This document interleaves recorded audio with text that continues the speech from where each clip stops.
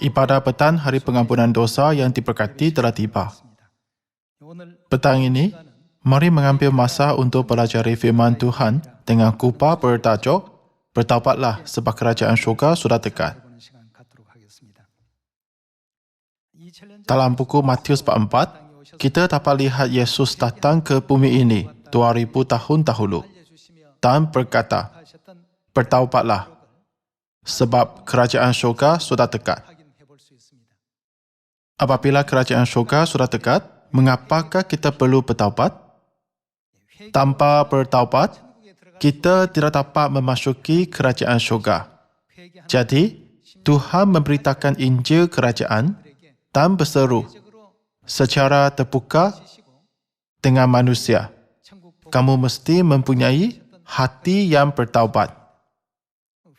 Hari ini, mari memahami bahawa pertaubatan dan Injil kerajaan sungguh berkaitan. Apabila kita melihat langit dan bumi dari sudut rohani, kita dapat memahami bahawa Bapa Syurgawi akan datang tidak lama lagi. Fenomena cuaca yang luar biasa berlaku di sekeliling kita dan kebanyakannya tidak pernah berlaku di bumi sebelum ini.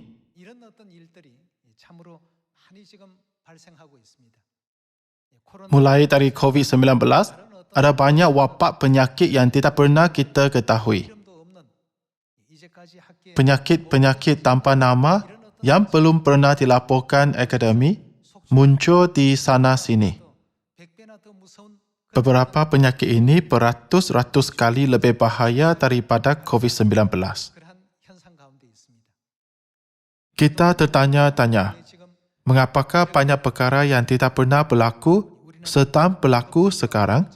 Seperti firman yang Tuhan berikan, rupa bumi dan langit, kamu tahu menilainya. Mengapakah kamu tidak dapat menilai zaman ini? Apakah zaman sekarang? Tuhan sedang menanyai kita.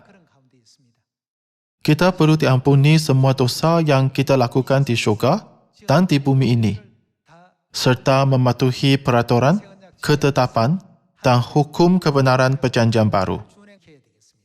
Janganlah mentawa bahawa sendiri mematuhi semua peraturan, ketetapan dan hukum, tetapi bersikap selektif. Apabila Saul mengingkari firman Tuhan, mengapakah Tuhan memanggil perbuatannya ketidaktaatan? Tuhan berfirman, tumpaslah semua orang Amalek dan milik mereka. Tetapi Saul hanya memusnahkan sebahagiannya dan menyelamatkan domba serta lembu yang terbaik.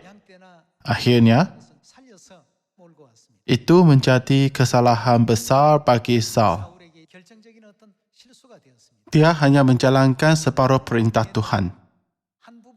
Tetapi dia berkata seolah-olahnya dia telah melakukan semuanya. Tuhan telah menetapkan 10,000 peraturan demi keselamatan kita dalam kebenaran perjanjian baru. Janganlah mematuhi sebahagian peraturan dan anggap sendiri sudah mentaati sepenuhnya. Sebaliknya, renunglah diri sendiri. Adakah aku mentaati kehendak bapa dan ibu sepenuhnya? Pertama sekali, marilah lihat buku 1 Yohanes bab 1 dan memahami sebab mengapa Tuhan suruh kita mesti bertaubat. 1 Yohanes bab 1 ayat 8. Jika kita berkata bahawa kita tidak berdosa, maka kita menipu diri kita sendiri dan kebenaran tidak ada di dalam kita. Jika kita mengaku dosa kita, maka Ia adalah setia dan adil, sehingga Ia akan mengampuni segala dosa kita dan menyucikan kita dari segala kejahatan. Jika kita berkata bahawa kita tidak ada berbuat dosa, maka kita membuat Dia menjadi pendusta dan firman-Nya tidak ada di dalam kita. Jika kita berkata kita tidak berdosa, maka kita menipu diri kita sendiri. Kita berdosa di syurga dan kita juga berdosa di bumi ini. dengan sengaja atau tidak sengaja. Kadang-kala kita berdosa, tetapi mudah terlupa. Melalui perayaan Hari Pengampunan Dosa ini, Tuhan buat semua dosa kita dipinta kepada Azazel yang mulanya menyebabkan kita berbuat dosa. Kita tidak boleh berkata kepada Tuhan, aku tidak berdosa. Melalui perumpamaan di buku Lukas bab 15, Tuhan meringkaskan semua perkara ini dan menyuruh semua manusia bertaubat. Mari melihat bab itu. Dalam buku Wahyu bab 3, bertaubatlah sungguh-sungguh. Buku Wahyu bab 2 juga, bertaubatlah. Ada banyak firman tentang pertaubatan dalam Alkitab. Kita mesti bertaubat kerana kita telah melakukan banyak dosa di syurga dan diusir ke bumi ini. Hari ini, mari melihat terlebih dahulu apakah yang perlu kita lakukan untuk bertaubat. Mari kita baca buku Lukas bab 15 ayat 7. Demikian juga akan ada sukacita di syurga kerana satu orang berdosa yang bertobat lebih daripada sukacita kerana 99 orang benar yang tidak memerlukan pertobatan. Ayat 10. Aku berkata kepadamu, demikian juga akan ada sukacita pada malaikat-malaikat Tuhan kerana satu orang berdosa yang bertobat. Hal yang sama juga dijelaskan dalam ayat 10. Kita mesti bertaubat untuk memasuki kerajaan syurga. Itulah sebabnya pertaubatan banyak kali disebut dalam Perjanjian Baru. Jadi, apakah pertaubatan? Secara ringkas, ia bermaksud hati kita berpaling kepada Tuhan. Dalam erti lain, pertaubatan adalah apabila hati kita yang dulu menghadapi dunia kembali kepada Tuhan. Marilah lihat tentang ini di buku Lukas bab 15 ayat 11. Ada seorang mempunyai dua anak laki-laki, kata yang bungsu kepada ayahnya, Bapa, berikanlah kepadaku bahagian harta milik kita yang menjadi hakku. Lalu ayahnya membagi-bagikan harta kekayaan itu di antara mereka. Beberapa hari kemudian, anak bungsu itu menjual seluruh bahagiannya itu lalu pergi ke negeri yang jauh. Di sana ia memperoskan harta miliknya itu dengan hidup berfoya-foya.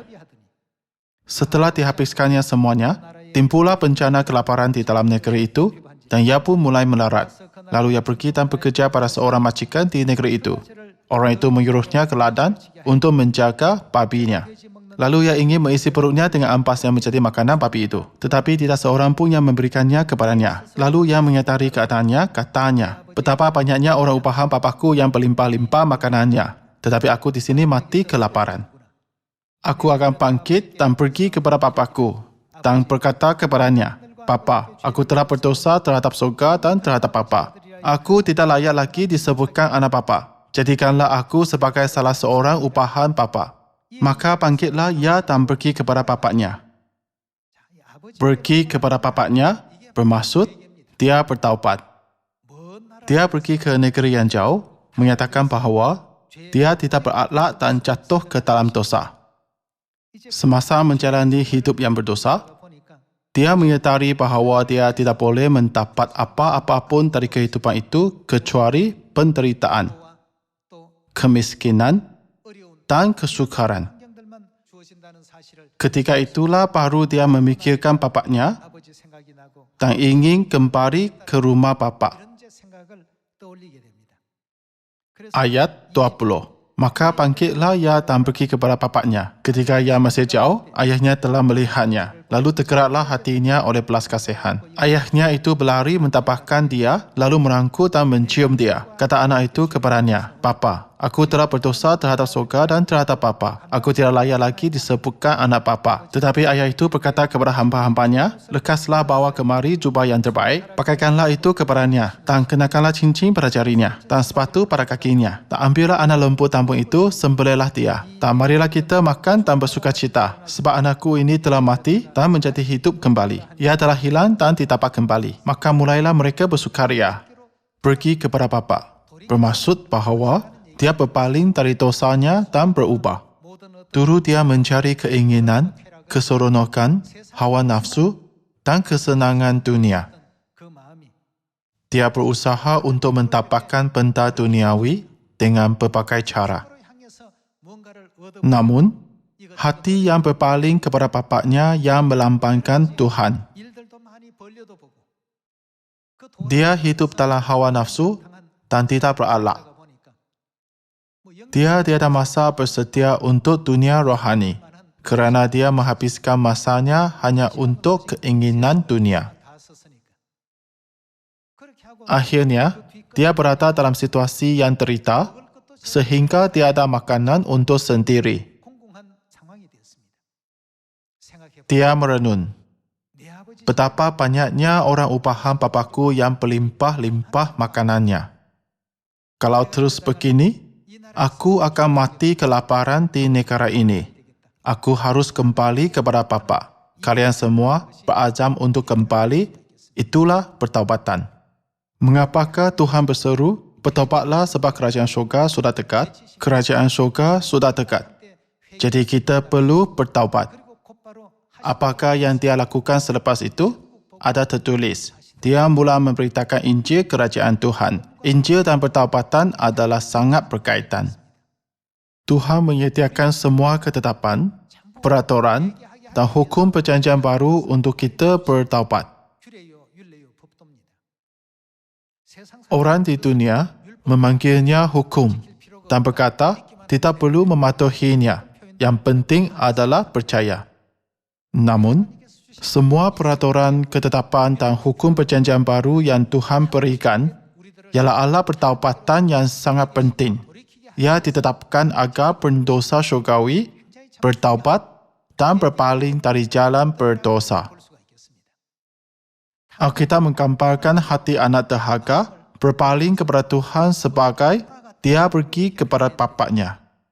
Mari lihat tentang kehendak Tuhan untuk pertaubatan tergantung dalam kebenaran perjanjian baru melalui 2 Tawarikh bab 30.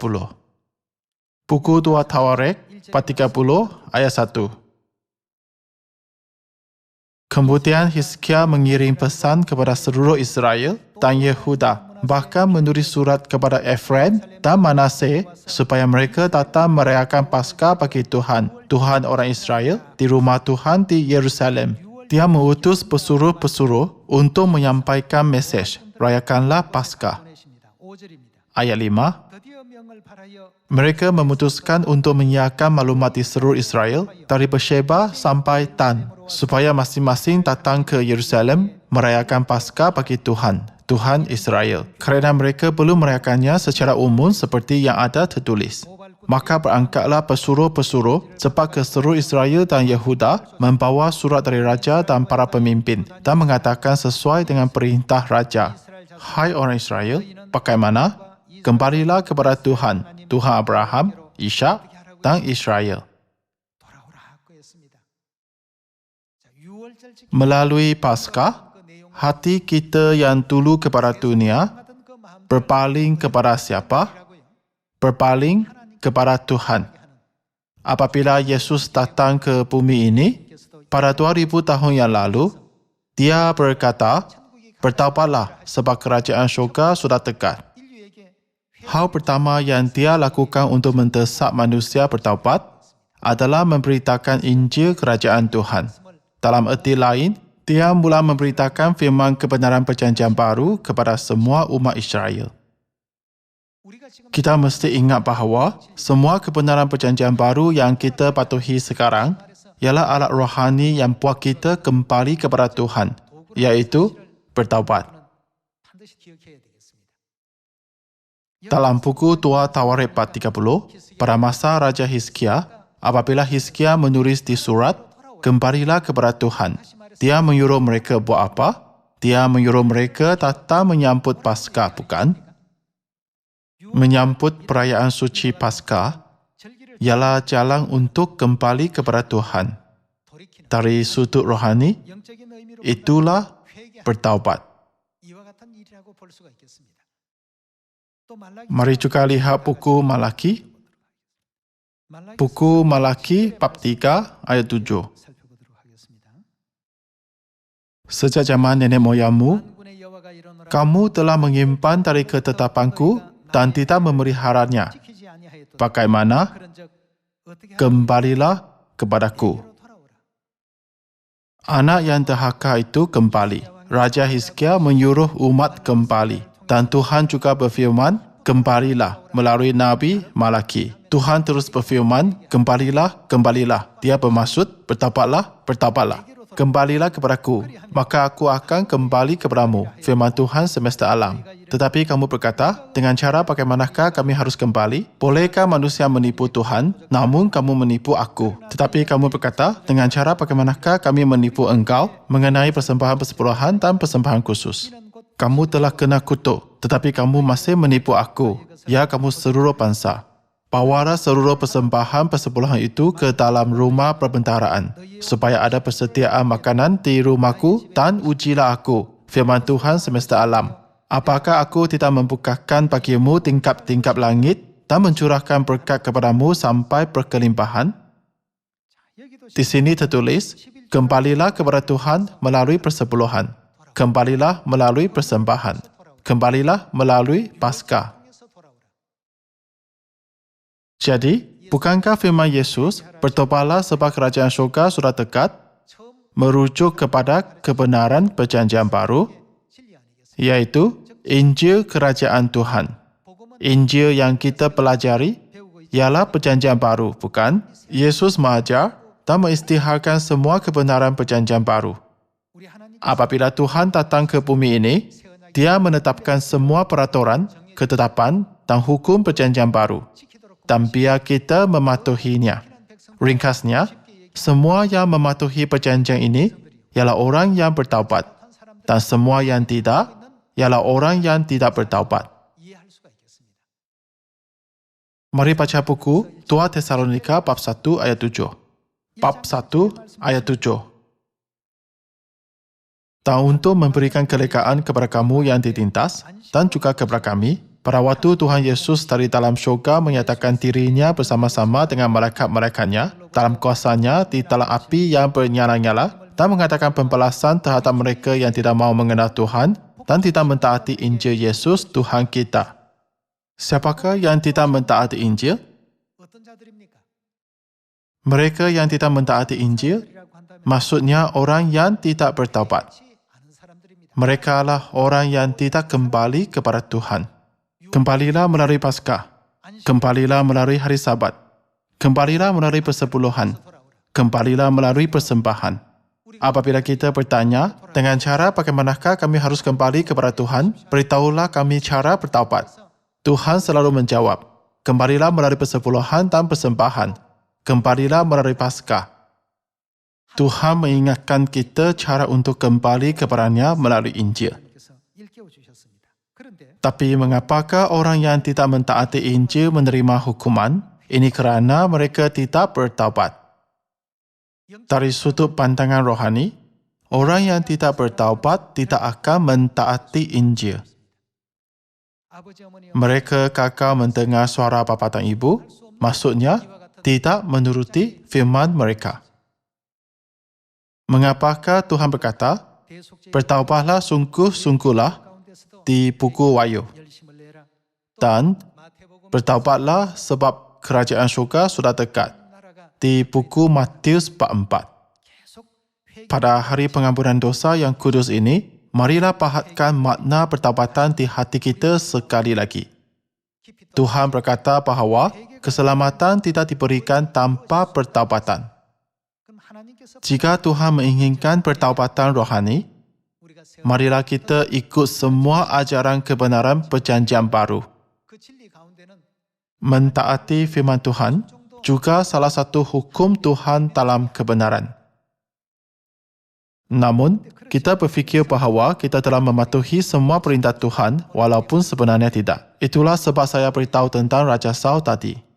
Saul berfikir bahawa dia telah mentaati perintah Tuhan untuk memusnahkan semua orang Amalek dan segala yang ada padanya.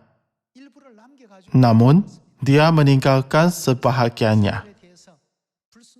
Tuhan memilih Saul sebagai wakil orang yang tidak mentaati Tuhan. Bukankah roh Tuhan akhirnya meninggalkannya? Hanya kerana kita menyambut hari Sabat dan Paskah, tidak bermaksud bahawa kita telah mematuhi semua perintah. Kita tidak boleh menganggap hari Sabat dan Paskah sebagai tata cara. Sebaliknya, kita mesti mematuhi semua firman kerana Tuhanlah yang memerintahkannya.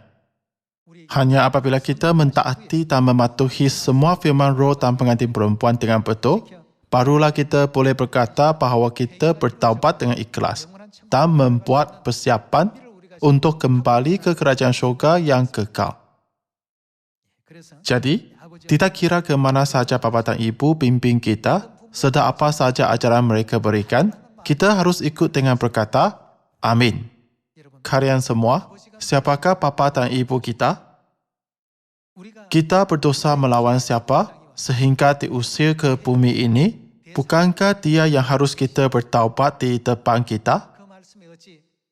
Bagaimana kita berani tidak mentaati dan berkata, tidak, aku tidak dapat melakukannya.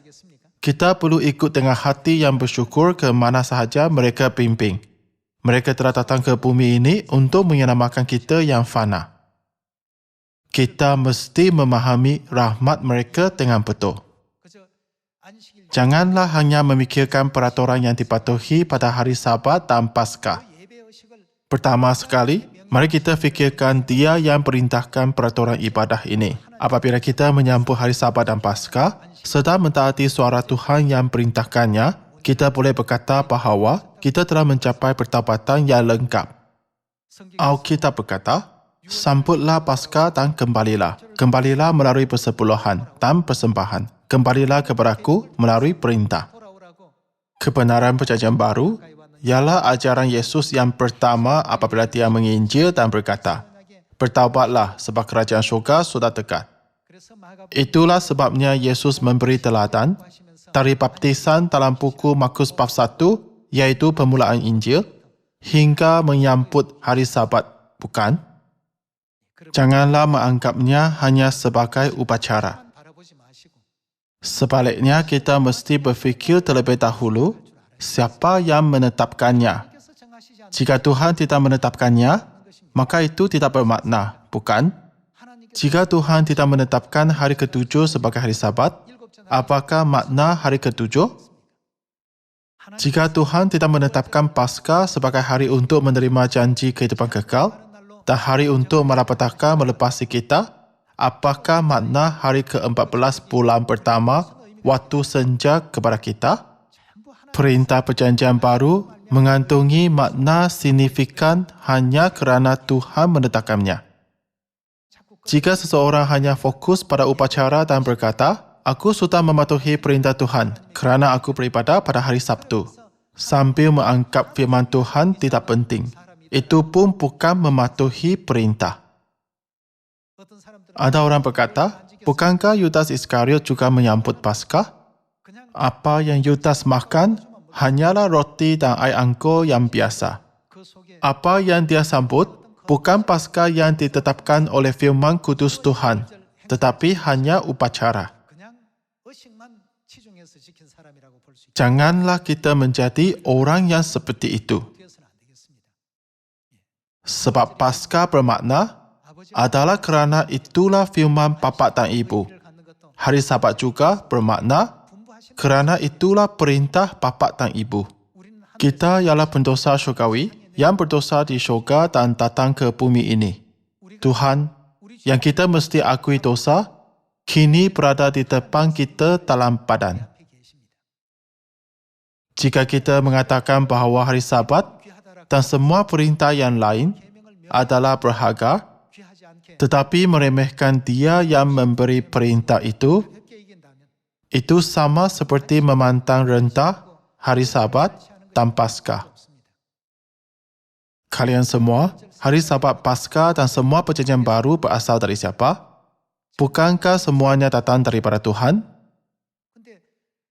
Jika kita mementingkan upacara ibadah, tetapi melalaikan Tuhan, Apakah berkat yang boleh kita terima melalui upacara ibadah? Kita betul-betul bertaubat kepada bapa dan ibu yang kini diam bersama dengan kita. Bukankah kita mematuhi perintah bapa dan ibu seperti hari Sabat dan 7 perayaan dalam 3 kali, termasuk hari pengampunan dosa yang kita sambut hari ini? Apa yang lebih penting bukanlah tarikh hari ke-10 bulan ke-7 mengikut kalender suci, tetapi Tuhan. Kita menyambut hari pengampunan dosa pada hari ke-10 bulan ke-7 kerana Tuhan menetapkannya. Firman Tuhan ini penting dan bermakna. Dan kita menghormati firman Tuhan, bukan? Minta seperti ini buat kita kembali kepada siapa? Kembali kepada Tuhan. Jadi, apabila Yesus meringkaskan semua ajaran kebenaran dalam 66 buah buku Alkitab, dia berkata, bertaubatlah sebab kerajaan syurga sudah dekat, dan mengajar banyak orang tentang Injil kerajaan Tuhan, bukan? Itu adalah untuk kita bertaubat. Janganlah hanya berfikir, aku menyambut hari Sabat pada hari Sabtu dan Paskah kerana ia tertulis di dalam Alkitab. Tetapi harus faham ia benar kerana siapa yang memerintahkannya. Tak adakah kita perlu mematuhinya? Jika kita menganggap firman di dalam Alkitab itu penting, tetapi firman yang diberikan oleh Tuhan dalam badan secara langsung kurang penting, bukankah kita seperti orang yang memerlukan susu, bukan makanan keras? Melalui hari pengampunan dosa ini, mari kita faham sebab Yesus berkata pertama sekali, bertaubatlah sebab kerajaan syurga sudah dekat. Mengajar dan memberitakan Injil kerajaan Tuhan kepada semua orang. Semoga kita menjadi anak-anak syurgawi yang betul-betul bertaubat, mengikut bapa dan ibu ke mana mereka pimpin hingga akhir, dan mematuhi sepenuhnya perintah mereka yang suruh kita datang, serta peraturan, ketetapan dan hukum perjanjian baru yang mereka berikan. Orang yang tidak mentaati Injil ialah orang yang tidak bertaubat. Itulah sebabnya Alkitab berkata bahawa Tuhan akan memusnahkan mereka semua. Melalui hari pengampunan dosa ini, semoga kita bertaubat dan mengakui dosa kita dengan hati yang penuh menyesal apa sahaja kekurangan kita dalam hubungan dengan saudara-saudari, agar dapat mencapai pertaubatan yang lengkap dan menggembirakan Tuhan. Dengan ini, saya tamatkan khotbah hari ini. Sekian, terima kasih.